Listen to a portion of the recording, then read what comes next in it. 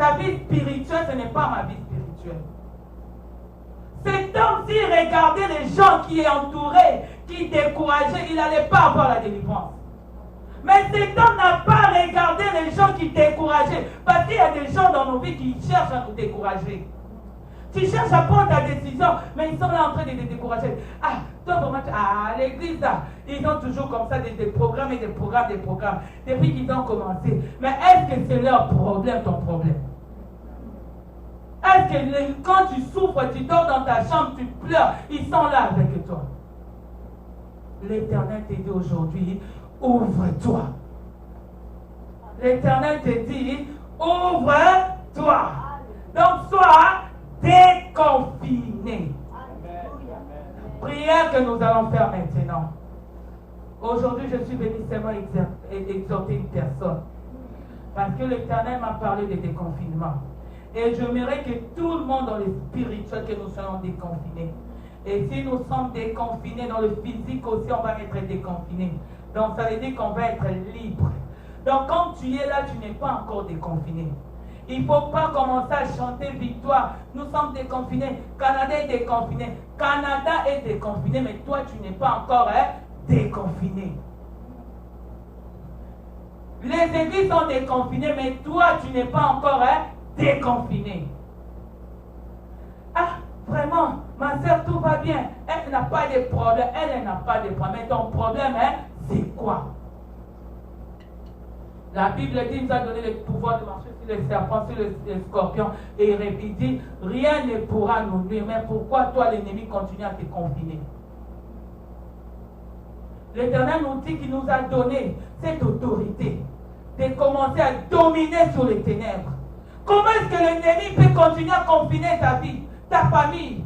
Moi, je dis non.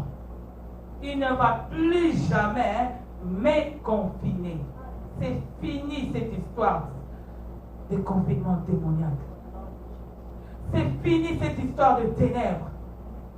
C'est fini, il a trop joué de nous. Il nous a bloqués, il a joué. Il a même continué à détruire la vie de nos enfants. L'Éternel dit aujourd'hui, c'est la fin. Quand il a envoyé son fils pour mourir à la croix, ce n'était pas pour qu'on reste dans le confinement de l'ennemi.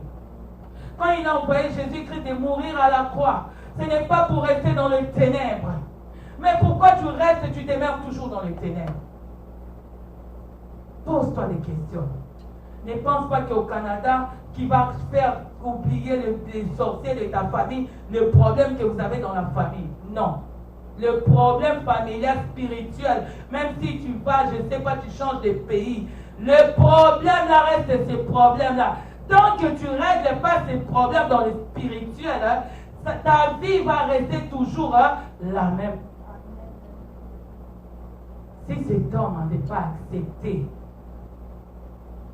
quand ses amis l'amenaient chez Jésus, aujourd'hui on n'allait pas parler de cet homme. Alléluia. Si elle n'était pas entrée en prière, mais elle allait toujours rester dans le confinement de la stérilité. Alléluia. Si ces paralytiques n'avaient pas cherché Jésus, il allait toujours rester dans la paralysie, rester toujours ne pas marcher. Cet homme qui était devenu, avait changé de statut. Dans son statut, maintenant, il était un homme handicap d'audition, handicap de langage. Aujourd'hui, tu as changé de statut à cause de l'ennemi.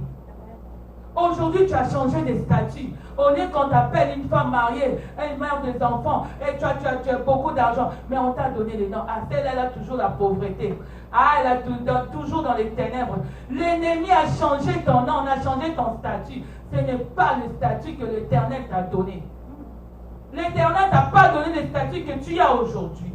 Aujourd'hui, nous allons sortir de déconfinement. L'ennemi nous a changé de statut parce qu'il nous a confinés, mais aujourd'hui l'Éternel te dit, ouvre-toi. Mais quand il amène la délivrance dans ta vie, et ton statut va changer. Alléluia. Est-ce que vous êtes prêts à sortir du confinement du monde? Est-ce que vous êtes prêts? Lève-toi là où tu es. Révolte-toi. Révolte-toi. Sois pas dans la distraction. Oh Jésus, lève tes mains. J'aimerais que tu répètes la prière après moi, avant la prière.